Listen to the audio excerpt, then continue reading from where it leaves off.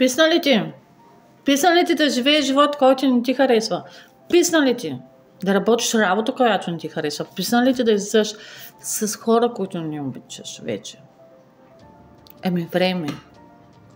Време е да се замислиш, да промениш начина си на живот.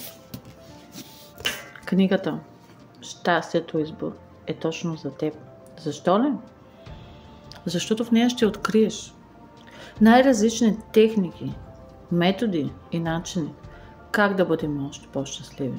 Да, знам, голяма част от хората казват: не може да сме щастливи, как? Важно е да сме нещастни, нали, фокуса, да, така по-лесно се живее, като се търси оправдания и така нататък. Не, ти, човек, си роден. Всеки един от нас е роден не да страда. Ние сме родени да бъдем щастливи. Всеки от нас е роден от любов и всички от нас умираме за любов. Щастието е наша мисия. Да си щастлив означава да търсим хубавото и доброто, да носим отговорност. Защото една малка позитивна мисъл сутрин може да промени целият ти живот, денят ти. Посланието на книгата е, че абсолютно всеки един от нас може да промени начина си на живот. Защото абсолютно всеки един от нас има негативни мисли. Някакъв процент от деня всеки има негативни мисли. Не е проблема дали ще имаме негативни мисли.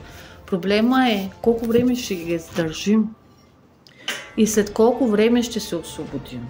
Значи в тази книга ще откриете как бързо и лесно да пренасочите фокуса си. Защото голяма част от българите не сме центрирани.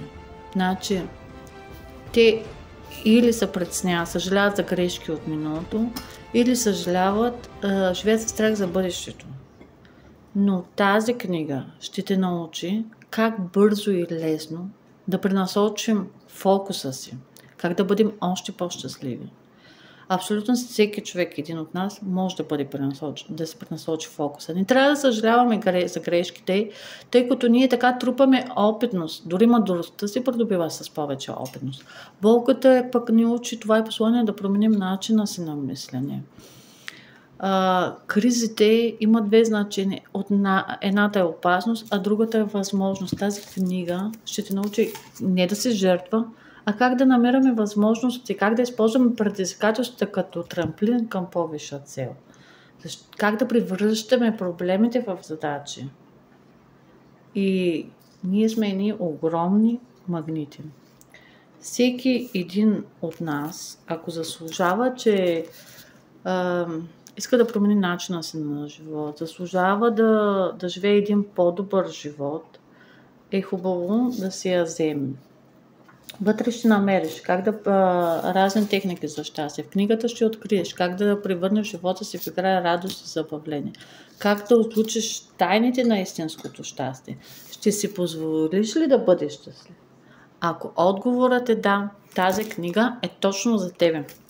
В книгата може да откриете, който пожелае, който обича себе си, който иска да зарадва любим човек, прекрасен, да направи подарък по телхата или за важен или неважен повод, в книжарници Хеликон цяла България, на Сторо.бг, книжния пазар, дори може лично на мен да ми пише.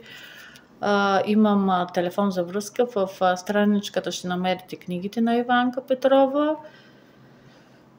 И това е. Благодаря.